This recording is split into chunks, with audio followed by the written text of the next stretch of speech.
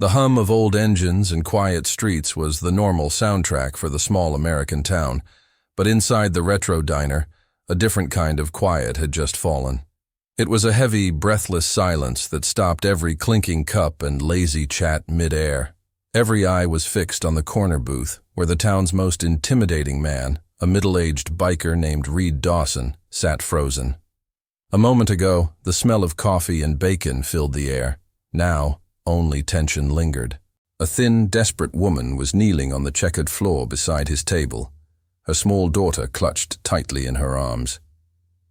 She hadn't asked for a menu or a seat.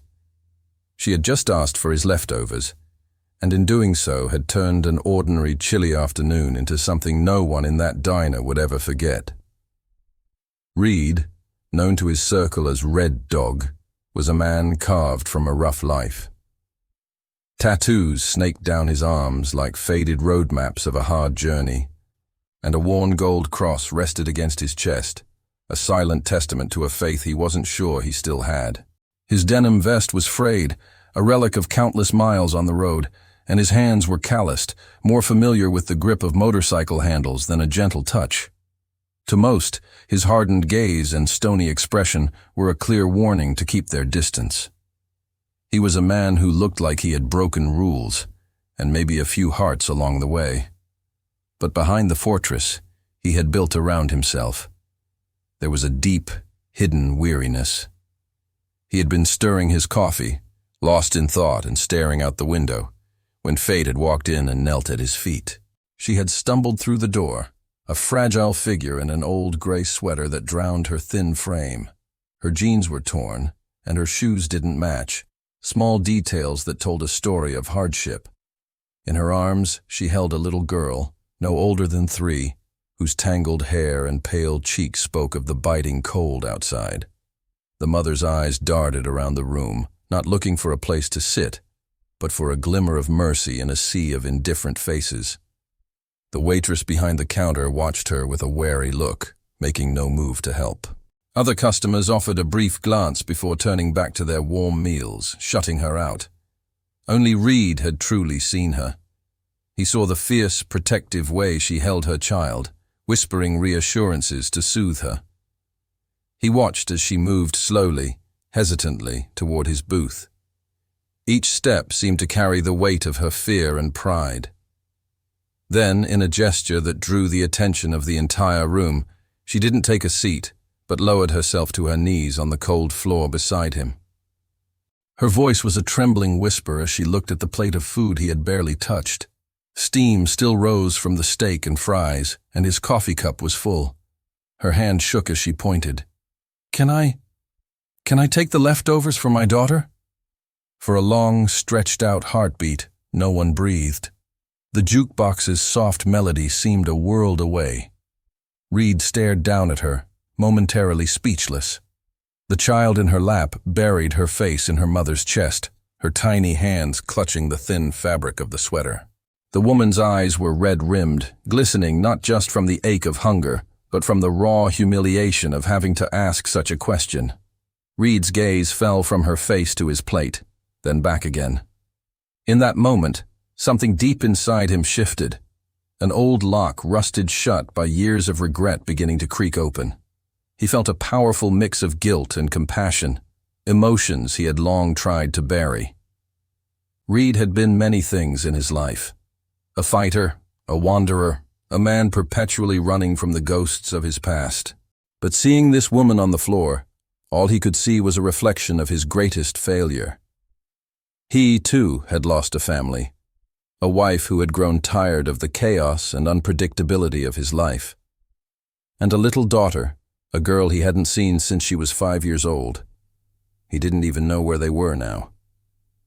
The thought was a constant, dull ache in his chest. Every night, after the roar of his motorcycle faded to silence, her face would appear in his mind. He would wonder if she was safe, if she was happy, if she ever thought about him. Now, here was another mother, another child, in desperate need. This was the kind of help his own little girl might have needed one day, and he hadn't been there for her. The thought hit him with the force of a physical blow. Without uttering a single word, Reed pushed his chair back and stood up. The woman flinched, her eyes widening with fear, certain she had angered him and was about to be thrown out. Instead, he gently pushed his full plate toward her and walked with heavy steps to the counter. Every person in the diner followed his movement. He spoke in a low voice to the cook, a large man who listened intently, then gave a slow, understanding nod. A few minutes later, Reed returned. He wasn't empty-handed. He carried 2 white takeout boxes, heavy with the smell of fresh, warm food, and a bottle of cold milk. He did something then that no one expected. The tough, imposing biker knelt on the diner floor, bringing himself down to her level. His worn jeans met the linoleum as he faced the mother and child, his expression unreadable but his actions speaking volumes. "This isn't leftovers," he said, his voice softer than anyone had ever heard it, but steady and thick with emotion. "This is fresh, and there's enough for tomorrow too." He placed the boxes carefully in her trembling hands. Then he reached into the inner pocket of his vest and pulled out a small, folded bill, enough money to feed them for a week. The woman's lips quivered as she looked from the food to the money, then up at the stranger's face. Tears she had been holding back finally spilled over, tracing paths down her tired cheeks. "Why?" she whispered, her voice choked with disbelief. "Why would you help me?" Reed's gaze shifted to the small child nestled against her mother's chest. A flicker of deep sadness crossed his face before he answered quietly, "Because once, I couldn't help mine." A profound silence settled over the diner again, but this time it was filled with something different. It was a silence of awe, of shared understanding. The entire room watched as the woman clutched the food and money to her chest, her whispered "thank yous" trembling with a gratitude so immense it was almost painful to witness.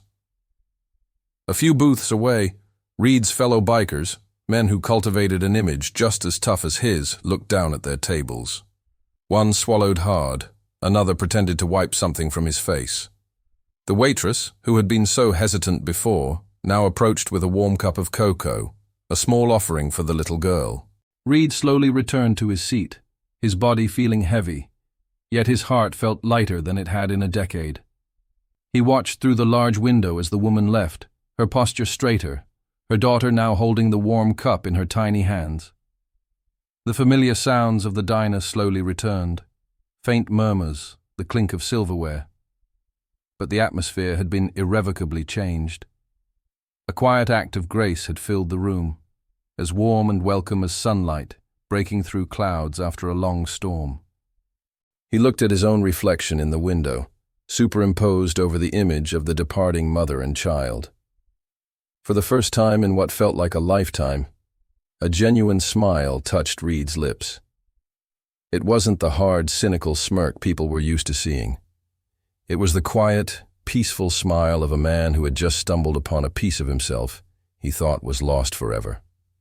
That night, as he rode his motorcycle down the dark, empty highway, the fading light of the day painting the sky in soft colors, Reed felt a warmth spreading through his chest that had nothing to do with his engine. Maybe it was hope. Or maybe it was a sliver of forgiveness, a grace he was finally allowing himself to feel. The wind whipped past him, a roar in his ears, and it felt as if it were carrying away the years of regret he had worn like heavy armor. Somewhere out there he hoped his daughter was safe. He hoped that if she ever needed help, she would find someone kind, someone who understood that a single act of compassion could make all the difference in the world. Back at the diner, as the neon lights flickered to life, no one who had been there that afternoon forgot what they had witnessed. A simple question, a plate of food, and a silence that spoke more loudly and clearly than any words ever could.